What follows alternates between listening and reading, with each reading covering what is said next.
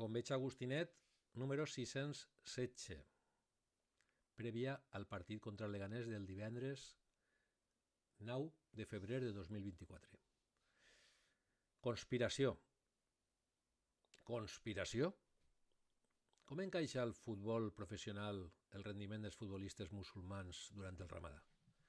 Durant un mes, des del 10 de març, Buldini, el nostre Buldini, jugarà en eixa limitació física objectiva, com ja feu el curs passat.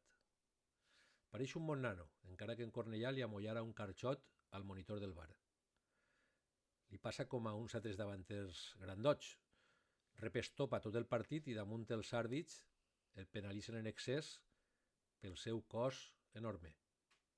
Ell ho accepta en resignació, sense un mal gest. El marroquí és un bon rematador, encara que molts el critiquen. Porta 7 gols. Sense comptar penals, només 6 davanters de segon en marquen més. La seva missió és tirar a la gàbia les poques pilotes que li arriben en condicions i fer-ho en un equip que ja fa poca àrea i menys bandes. Si toca i marca, partidàs. Si no, fatal. Ens vindria bé no infantilitzar el futbol a este nivell. El carxot al bar, lògicament, li costà multa i sanció. Va cometre un error que hem d'encaixar i passar pàgina. I esperem al millor Moja contra Racing de Ferrol, Andorra, Oviedo i Sporting. Encara que a saber on estarà el Llevant quan comence el Ramadà. A la marxa que anem igual estem sense opcions d'ascens, sense que ningú posi remei i en el futur més negre que el cul d'una paella.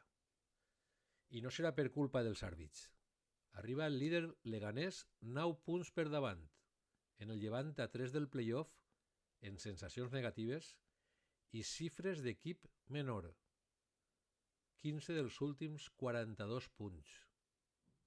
Però, cometes, aniríem líders sense erros arbitrals. Que bé els ha vingut en la ment a Calleja i a Minyambres, també a Danvila.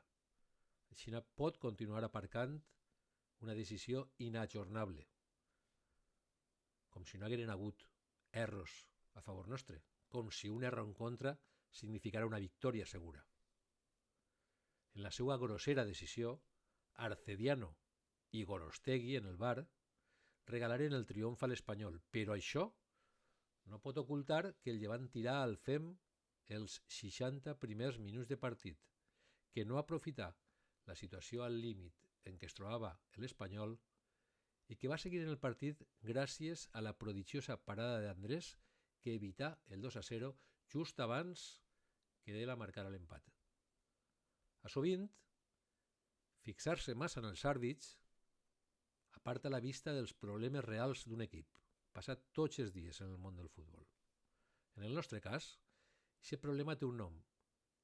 3 victòries, 6 empats i 5 derrotes en els últims 14 partits. Ja m'explicaran vostès com s'ascendix a primera en una dinàmica de descens a primera federació. De veritat ningú veu això en les oficines de Sant Vicent Paül?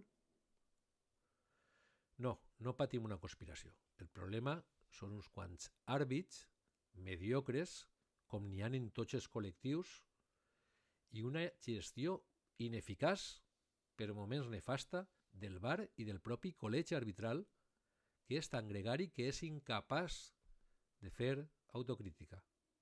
Adeu.